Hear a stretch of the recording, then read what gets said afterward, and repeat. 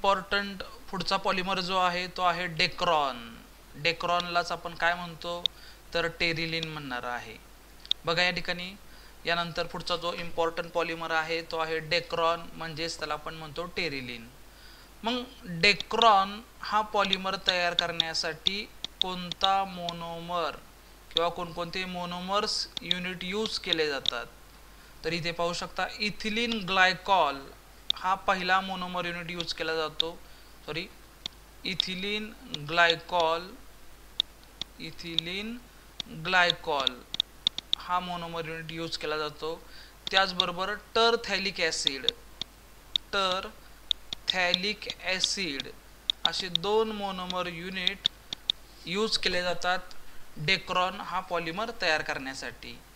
मग ethylene glycol याचं structure कसं आहे तर इथं सिंपल तुम्ही पाहू शकता. इथिलीन म्हणजे किती ग्रुप घेणार आपण, सॉरी इथिलीन म्हणजेच CH2 सिंगल बॉन्ड CH2, या साईडला काय असणार OH, या साईडला सुद्धा काय असणार आहे OH. या कंपाऊंडचं नाव आहे इथिलीन ग्लायकॉल. मग हा इथिलीन ग्लायकॉल कोणासोबत रिॲक्ट होणार आहे किंवा इथिलीन ग्लायकॉलची पॉलिमरायझेशन रिॲक्शन कोणाबरोबर होणार टरथॅलिक ॲसिड. मग टरथॅलिक ॲसिडचं स्ट्रक्चर कसं आहे या ठिकाणी पाहू शकता. इथे ही बेन्झिन रिंग आहे. या बेन्झिन रिंगमध्ये या साईडला COOH म्हणजे ॲसिड ग्रुप असणार आहे. या साईडला सुद्धा काय असणार आहे ॲसिड ग्रुप असणार आहे. यांच्यामध्ये पॉलिमरायझेशन रिॲक्शन होते.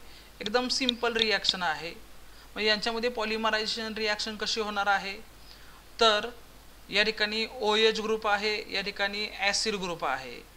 तर ॲसिड ग्रुपमधला OH ग्रुप आणि OH मधला H ग्रुप असे मिळून या ठिकाणी काय होणार आहे वॉटर मॉलिक्यूल रिमूव्ह होणार आहे. पुन्हा एकदा बघा, ॲसिड ग्रुपमधला OH ग्रुप आणि ॲसिड ग्रुपमधला OH, अल्कोहोलमधला OH मधला H हा ॲटम. पुन्हा एकदा बघा, इथला H ॲटम आणि इथला OH ग्रुप असं मिळून या ठिकाणी काय होणार आहे वॉटर मॉलिक्यूल रिमूव्ह होणार आहे. त्यानंतरनं मग हा ऑक्सिजन डायरेक्ट कशाला जोडला जाणार या कार्बोनिल ग्रुपला जोडला जाणार आहे. इथे पाहू शकता ऑक्सिजन हा कशाला जोडला गेलेला आहे कार्बोनिल ग्रुपला जोडलेला आहे. या कार्बोनिल ग्रुपच्या पुढे काय असणार आहे बेन्झिन रिंग असणार आहे, बरोबर. आणि या बेन्झिन रिंगला पुढे कोणता ग्रुप जोडलेला आहे कार्बोनिल. आत्ताच मी तुम्हाला सांगितलं पॉलिमरायझेशन ही प्रोसेस होत असताना ॲसिड ग्रुपमधील OH ग्रुप आणि अल्कोहोलमधील H ग्रुप रिमूव्ह होणार वॉटर फॉर्ममध्ये, बरोबर. मग या ठिकाणी मला सांगायचं आहे इथला जो COOH ग्रुप आहे याच्यामध्ये फक्त शिल्लक काय राहणार आहे कार्बोनिल ग्रुप, हा CO ग्रुप शिल्लक राहणार आहे रिमेनिंग. OH ग्रुप वॉटर बरोबर रिमूव्ह होणार आहे. तसंच पाठीमागे आल्यानंतरनं या ऑक्सिजनच्या शेजारी कोणता ग्रुप आहे तर CH2 आहे. पुन्हा या साईडला काय येणार CH2 येणार आहे. आणि या अल्कोहोलमधला OH ग्रुपमधला फक्त काय शिल्लक राहणार आहे ऑक्सिजन शिल्लक राहणार आहे. मग हा जो सबस्टन्स तयार झालेला आहे या सबस्टन्सला आपण काय म्हणणार आहे तर डेक्रॉन म्हणणार आहे.